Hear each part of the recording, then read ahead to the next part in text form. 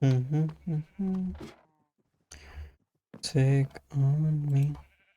Okay, so I've already enchanted this before, so let's see. 1, 2, 3. Oh! Oh! That nice, thank you.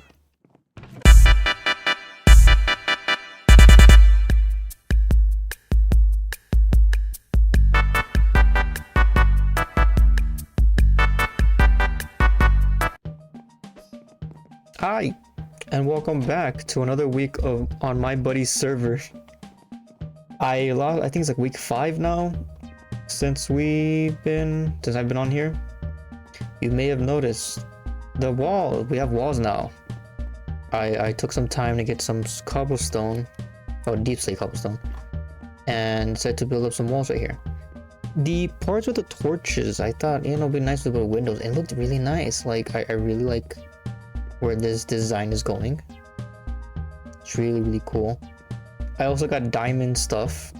Yes, I know it's called Pac-Man Fever. That was funny. Fortune 3, Unbreaking 3, and Efficiency 5. That's pretty cool. All it needs is mending, and it's pretty much the pickaxe that I need for the rest of the series. So, yeah, I took some time to finish up the walls right here. It took a little bit of time to get that organized. And I've been doing some, farming in the background too. I want to work on the village very soon. This right here is a little project I want to do, like probably starting today. It's a really small project, but more personal to me than anything.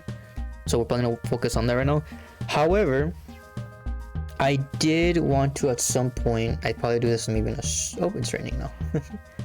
At some point, probably in a video where it's gonna be a fast time lapse where like I fix up the village, maybe add some more pathways or add little shops for the villagers. I thought it'd be real nice since I've been living with them for a while, and I thought it would be really cool. And I'll probably finish up the castle floor on the top, little roof, and I'm trying to figure out like a staircase, whether it should be like a round one or like a straight one. But today, right now, we're gonna go visit one of my buddies who's been on the server since also day one. Not just Eddie or MJ, but my friend Adhan, who I wanted to see. I've been trying to find his home, and I finally found it. He told me where it was. Ironically, they're neighbors, so there's that this whole time.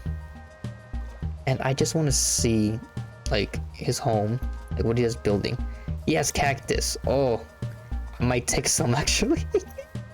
I low-key might take some of that cactus. What is this? Interesting build, my friend. Ooh. I like the bamboo. Ooh, is it go to look at all? This is cool. This is real nice, my friend. Interesting design. I cannot wait to see like what it is later on. A lot of cherry oak wood.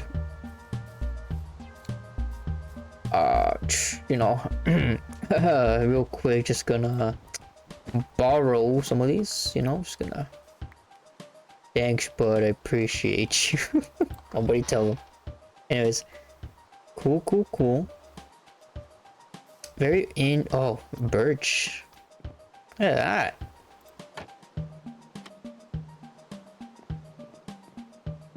Relaxing. My friends are so creative, like genuinely. Like, I would have never thought of most of this stuff. It's really cool.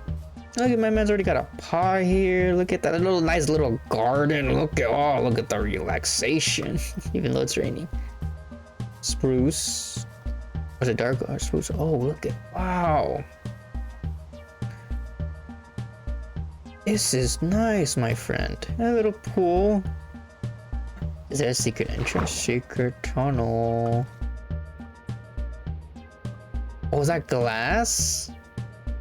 What is homie hiding? Oh, I swim up. Swim.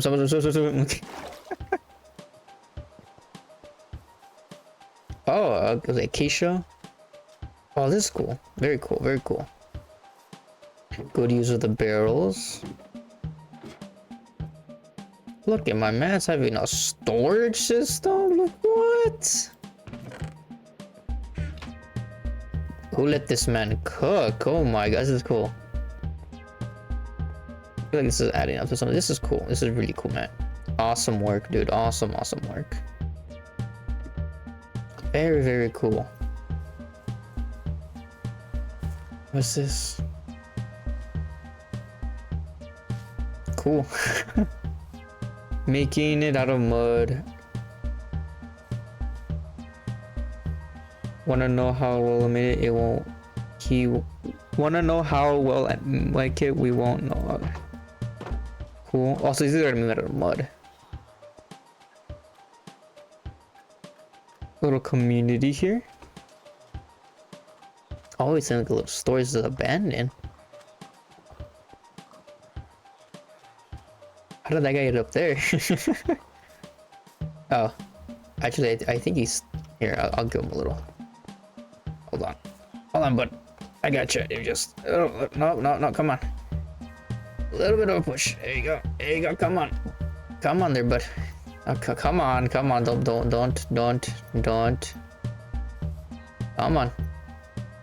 Come on there, bud. Yo, is your home over there? I'm trying to push you so you can get yourself a little bit closer. Okay. All right, fine. Be that way. This is cool. Little small community. Very different outlook, for sure.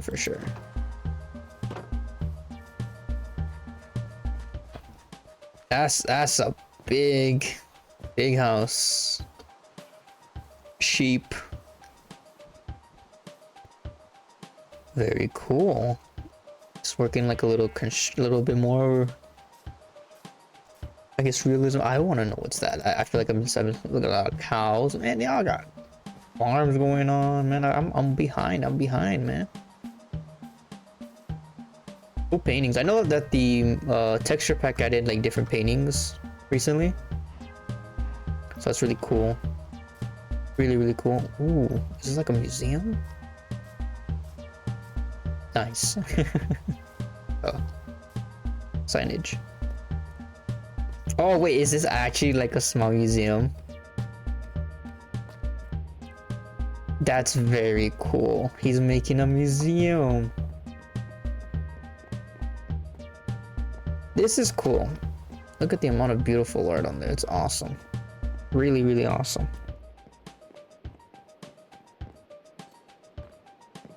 Or it's just like, is this like a giant mansion? Ooh, that's cool. Hello, little catty. 2 kings, 211. That's cool. I don't know what that means though. Oh, okay. Did not see that. Oh, there's mobs. Oh shit. Okay, hold on. Oh, where did you come from? That was cool. Back to the village.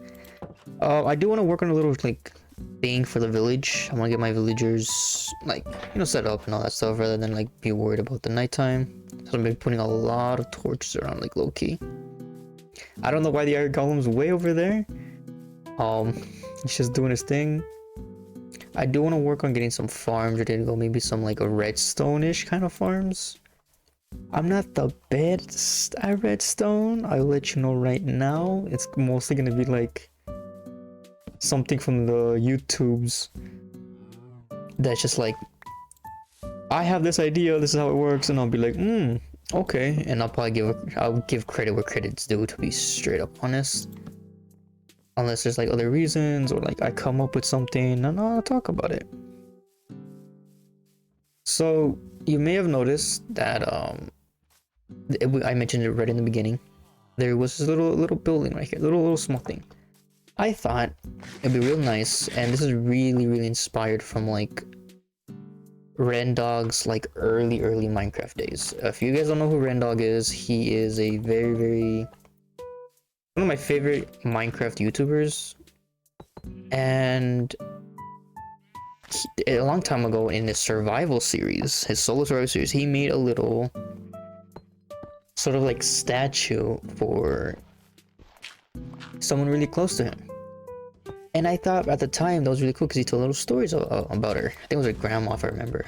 I could be wrong. Correct me if I'm wrong in the future. If anyone knows, hello, Iron Golem. You Mike and Mary? It's cool, right? Anyways, so I thought, you know, that was pretty cool. It's really inspiring and it tells a story. So I thought I would do the same thing as of this week, as of this recording. 3 years ago, I lost someone very special to me. Oh, my whole family and families all did. It was my Tata David. He was one of my grandpas that I grew up with, and 3 years ago, I mean as of this year, yeah, he passed away. And I miss him a lot. So I thought it would be really nice to do something that was really random inspired, where it was like something, I don't think this was the exact same design, but he added gold to it, like a nice little thing for him. And I thought I would do the same thing, and I would tell a little story while I'm just mining, or a little story while I'm working on the village for my grandpa. So throughout the series, this is just going to be filled up with gold, and I'm probably going to make it bigger, change up the design, but throughout the series, this will be added up. Have to be realized, maybe different elements, maybe emerald, diamond, and by the end of the series, I hope to have a netherite block up there for him. So, my Tata David, he was very inspiring to me. He is the reason, one of the main reasons for in my family that I am the person I am today. And I thought it was really, really nice, like, to dedicate a video to him, like one of my other videos a long time ago. This guy wants pumpkins. So, I guess it's a little story time with Serg then. I wish I had more gold. I would love to maybe do something with this, but we'll see. Anyways, so I thought, so I can't speak. I'm doing this like first time, by the way. So he taught me a lot, being that as most adults do, they try to teach you as much as they can. He taught me how to read time, like on a clock. For many of you guys though who are younger, probably don't even know how to read a clock. You know, the shorthand and the longhand. You know, the hour. He taught me how to do that. He taught me how to read that, and I'm too lazy. And he taught me how to read time, and I thought it was pretty cool.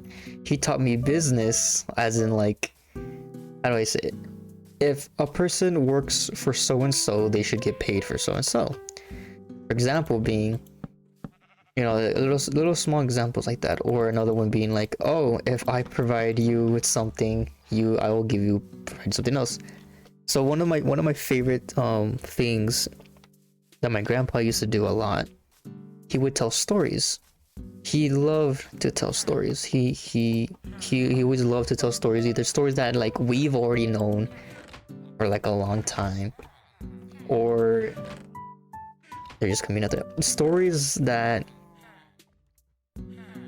stories that we already knew, or stories that like something from his childhood, or how life was back then, or like how some of my family was like, you know, like some of my uncles and whatnot.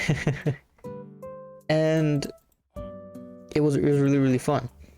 Some story, my favorite ones of course were the ones where I was in them, so it's the ones I'm telling you today. Oh, they're doing the little commune. One of my favorite stories is, I'll tell you two.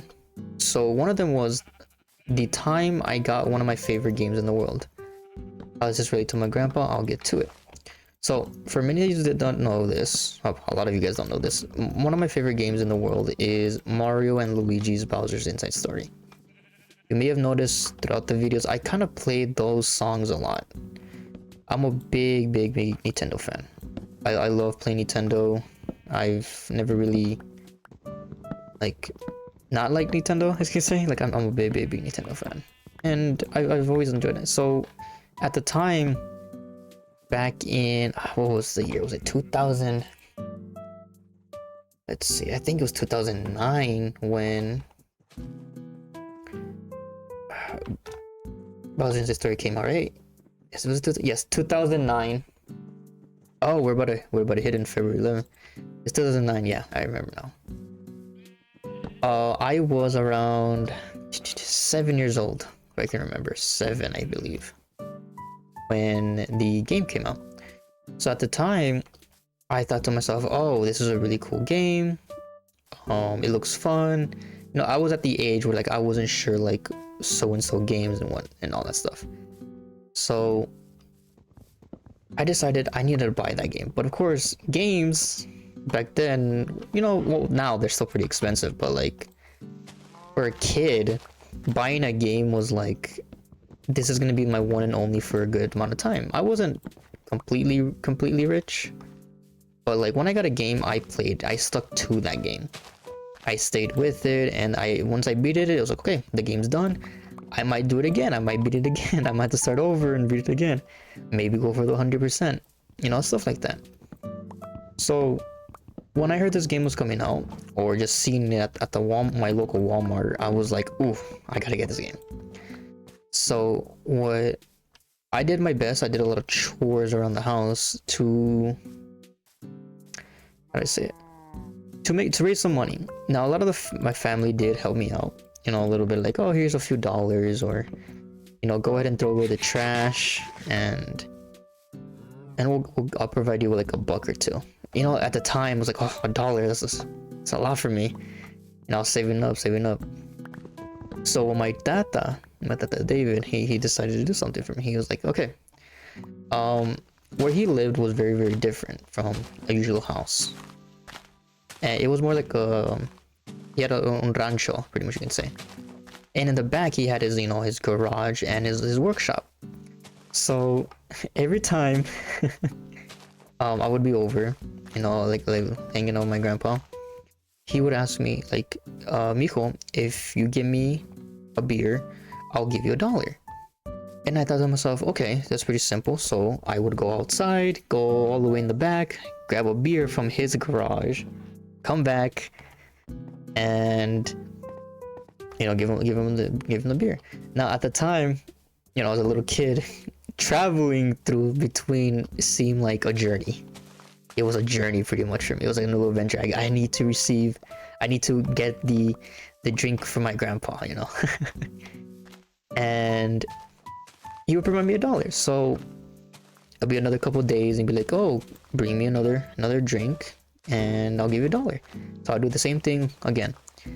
A couple weeks pass and I realize I'm getting a little bit of cash. So I start to think, if one beer equals if one beer equals $1, then that means 2 beers equal $1, right? So when he asked me to bring him another beer, I would bring him 2. And then I was like, you gotta pay me $2. And he started laughing. He's like, oh, he's like, okay, sure, no problem. And then 2 became 3, 3 became 4, 4 became 5. And at some point, what I was told, I don't remember this in the story, like, at all, I ended up bringing 10 beers at the same time. Which at that time, I'm looking at them, I'm like, how did a 7-year-old Serg bring 10 drinks at the same time, just like that, without like getting cold, or like, it was a mission. I had a goal. That goal was to get Mario and Luigi, and I know my grandpa didn't drink all that. He put it in the in-house fridge, and he laughed, and he provided me the money. So, you know, after a few, I guess to say a couple weeks later, I ended up having enough money. You know, I had a little bit of tax, and I was able to get my favorite game in the world.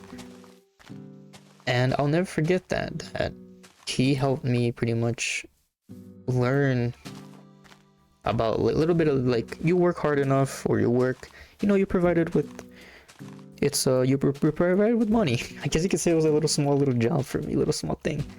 But he helped me love like another Nintendo series, and I still play the series to this day. I'm playing Brothership as we speak, and I will never forget that. I still have my original copy of Mario and Luigi. The case though, I don't know where that is. It's sadly, I'm not sure where that is. Maybe hopefully it's in a box somewhere, but I still have my original copy. It still has the little like how do I say it? A little picture of the series, and for most of the DS games, they don't last long, because you're always taking them out, taking them in. At some point, it's gonna get scratched, or I was just a really dumb kid. A lot of my games ended like that, but only like maybe 2 or 3 ended up like that. But for that series, it's still in good condition, and sometimes I like to go back and replay it, and it's always a really fun time for me, like always. And the only reason I bring up this story is because, my grandpa, and also because Sugar Conroy recently played the series, and I thought, oh, that's cool, I love this series, I love this game, and he's always providing really quality content. I'm trying to remember another, like, I told you it was 2 stories. The next story I want to tell you, oh yeah, yes, I remember now. It's another favorite of mine. It's called how I say, I would call it, it's more like me and my grandpa, my tata David. We used to have this little, kind of look like him. Your little scruffy beard, all you're missing is like a blind eye. One of them was the TV remote. So at the time, later on, I was living with my nana, my tata. I was still with my mom and dad and my little sister at the time, but I lived with them for a bit. And we had this little thing that me and my tata used to do. Was that, oh, it's raining. Oh, come on, man, don't rain in this little mood. What we used to do was, the villagers running inside, it's funny. We used to fight over the TV. Now, it was like a little friendly competition. What I meant by that is, like, we would see who would get up the earliest to watch TV. Now, at the time, PBS Kids was what I used to watch, or Nickelodeon, Cartoon Network, and all that. But like at the time in the early mornings, it was just PBS Kids, which is an amazing program. I loved my homie Elmo. Shout out, shout out to many of my early ones. Hey Arthur, or what was the other one? I think Martha Speaks, Word Girl. Shout outs. Trying to remember Cyber Chase movie. I feel like a lot of you guys don't even know what Cyber Chase is. Oof. Am I getting a little bit older? Anyways, so with that, like, I wanted to watch my cartoons, and at the time my thought was like, well, you want to watch your cartoons and I want to watch my weather girl. It was a really pretty weather girl at the time. I'm not sure who she was or her name was. At the time, little Serg did not care about that. He cared about whether or not what the word of the day was from Ernie over here, to trying to figure out if what George is curious about this week, sort of situation.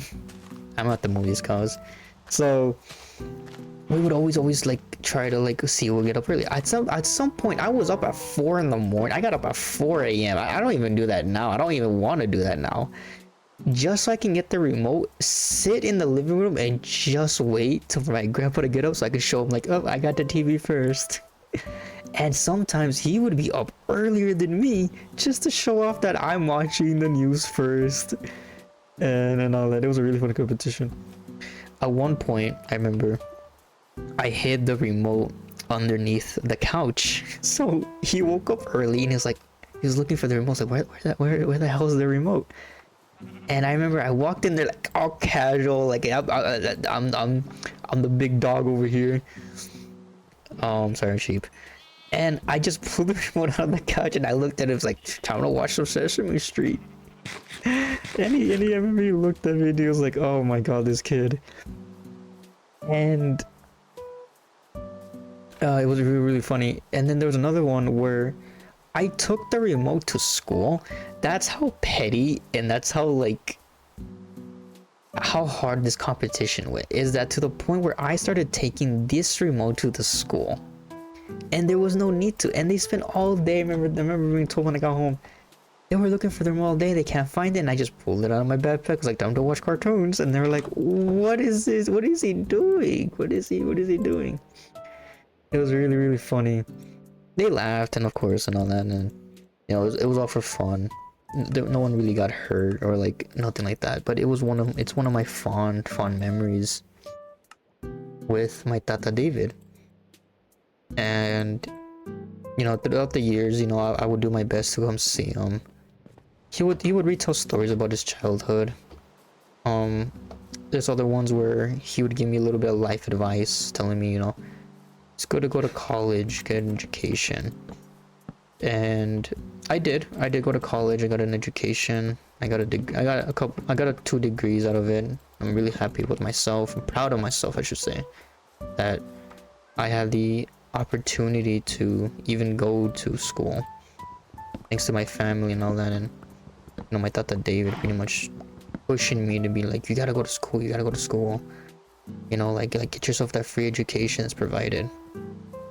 And I did, but sadly 3 years ago, he was in the hospital, and it sucked because I didn't know too much. I thought he was just there because he's a little bit older now, and I just thought to myself, oh, he's just a little bit sick. He'll bounce back up. And then this is getting real sad, by the way. It's raining, and then it's dark outside, so forgive me if this is a really emotional episode. And at some point, during my college days, I was working on an essay, and my mom calls me, and she says, "Mijo, I need you to," or in Spanish, I'm like, "Mijo, grab your things, grab some stuff. We need to go to the hospital. Your grandpa might not make it." And at the time, there was a lot of things going on for me. I mean, school, and then the idea that I might lose my grandpa wasn't helping. So I'm just walking around back and forth. Sorry, I'm trying to get this a little bit more, try to figure out more for the village. At the time it was scary because I didn't know what to do, and don't get me wrong, I've lost a few family members beforehand, but this one was very very different. I had more of an emotional, I guess you could say, attachment in a small way. Not to say that other family members who've passed, I didn't really care for. I did, but this one was very very different to me. And so I grab my stuff, I get ready, and we're going to the hospital. It's quite a drive from where it is. And throughout the night I just kept thinking, what's gonna happen? Is he gonna make it? Is he not gonna make it? What am I gonna do if he doesn't make it? What's gonna happen? There's so many what if scenarios, and I just wanted to keep thinking positive. But before that happened, I visited him. He was sleeping. I told him that I'm doing well in college. Your favorite team is going to the Super Bowl, or hopefully. And I told him I can't wait to see me walk down the I guess you can say, walk down the little area of graduation, a little walk I got. And that was all just going through my mind. And then we get to the hospital, and I'm just like, okay, we're at the hospital. It's we're with other family members, and the doctors tell us, because it's still pretty high with the whole COVID thing and all that stuff, and we're told by the doctors it's only family members, like wife, my nana, or my tios, and anyone inside my family, to go see him, like my dad. So only they're allowed out there. So I'm there, pretty much other family members, and I'm just to myself. I say my hellos to my family, but I'm just to myself because there's just so much happening. And I'm next to one of my uncles, and no one's really talking. Everyone's just kind of in a weird stance of being quiet, because no one knows what's gonna happen. No one knows what the deal is. And then um sorry, and then my uncle gets a text and he says, your grandpa's passed away. And I start to cry. And I'm crying right now. He starts to cry and excuse me. And I'm just crying because I don't know. I was the only way to give out my emotions. And you know, like everyone else, I think for most people, it didn't really hit them until like a few seconds later, a few minutes later, that you know our thought that David passed away. And it was a really rough night for a lot of us. And I remember I still had to wake up in the morning and still work on a college essay. And I just couldn't do it, but I ended up doing it, you know, like I just powered through it because it's I know that I needed to get it done. And you know, we're in a weird emotional state right now, and me and my sister are kind of in the dumps. Most of my family see me like pretty much like in distress, because it's more like they knew how much I really cared for him. And throughout the years with the we just being with him, always having a fun time, and his stories and his smile always were the best things that come out throughout the years. Excuse me. So, you know, by the end, I had to drive back home, and that week of college, it just sucked. Not to say it was bad, it was more like I didn't know what I wanted to do or how to get most things done. And I just didn't want to work. I didn't want to go to school. I didn't want to do a lot at the time. And I know it's something that my grandpa would have been telling me, like, no, you gotta keep pushing through. And I remember going into my art class, and I remember great teacher, by the way, great professor, I should say. And she saw me. She was like you're not yourself today. Like, what's going on? Like, she can immediately tell, like, just from like the way I just walked in. And I told her, like, my grandpa passed away like a day ago. Like, that's how much I trusted this teacher. And I remember she looked at me. She felt really bad. And I'm glad she, like, you know, she understood like what was going on. And she sort of said, put on headphones or whatever music you want to put on. You spend the entire day, either you want to keep working or you can go home. Okay, I will not mark you for anything. All up to you. And if I need you to do something, I will let you know. And, like, she was very gentle about it, and I'm really happy about it. And you know, I went in there, and I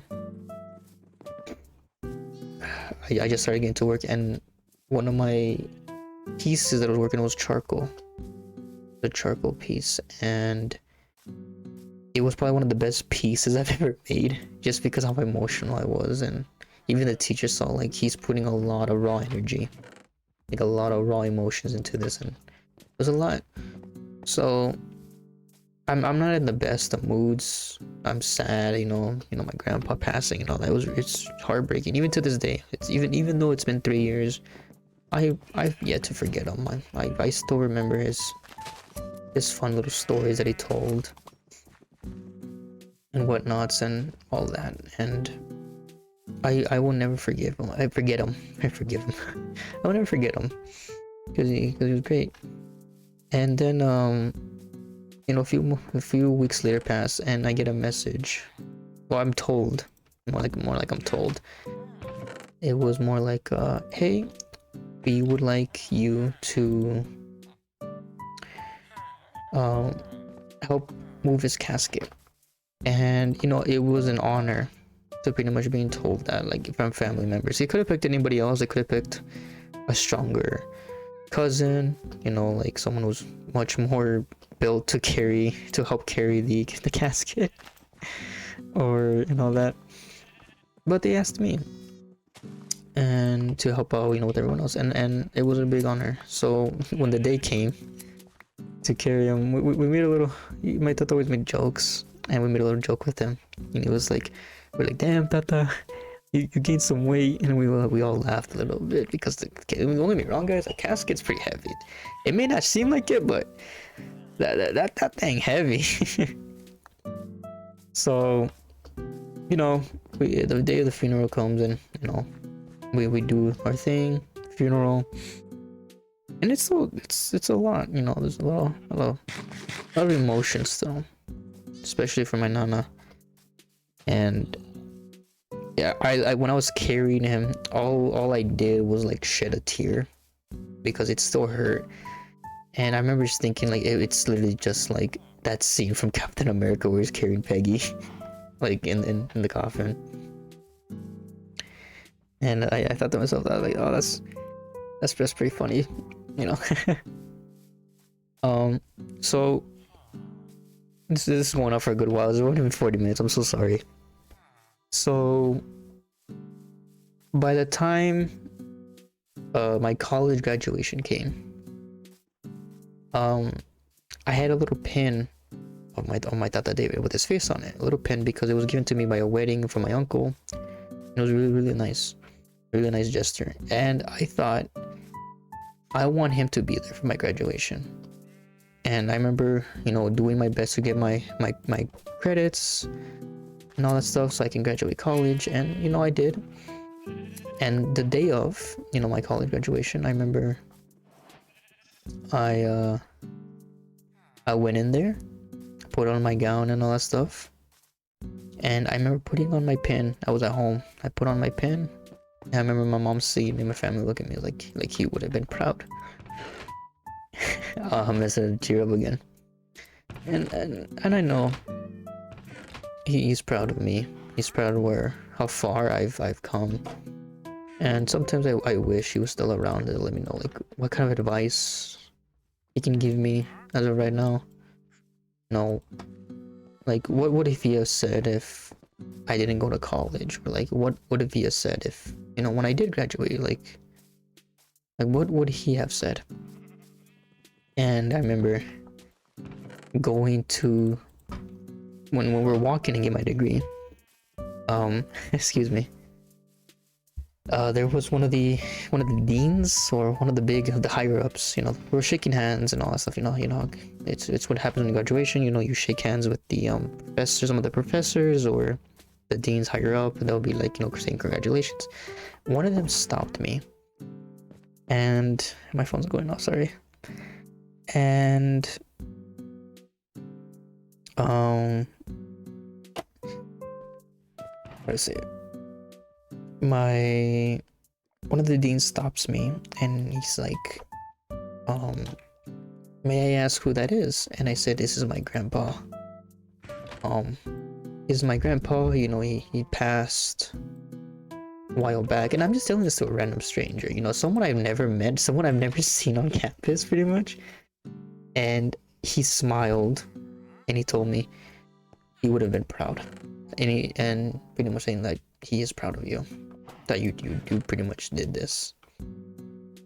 And I got a silk pickaxe. And I wanted to cry right there too, but you know, I was like, I wanted to. And you know, I got my degree, and you know, I hear my family in the background, friends, you know, cheering me on, that like, oh my god, you know, he got his degree, you know, he did something that he wanted to do, and he achieved it, and it was great. It was really great. At this point, I'm just walking around, I'm just rambling. And you know, I never gave out my little speech that I wanted to for my Tata David because there was a lot going on. So it was pretty much just the Rocky 2 speech of this is one of the greatest days of my life. I'd like to thank everybody and all that, yo, Tata David, I did it. I got my college degree. I got another one, and I know you were there with me. You were a Jedi ghost, and I know you were there. I know you were there for that.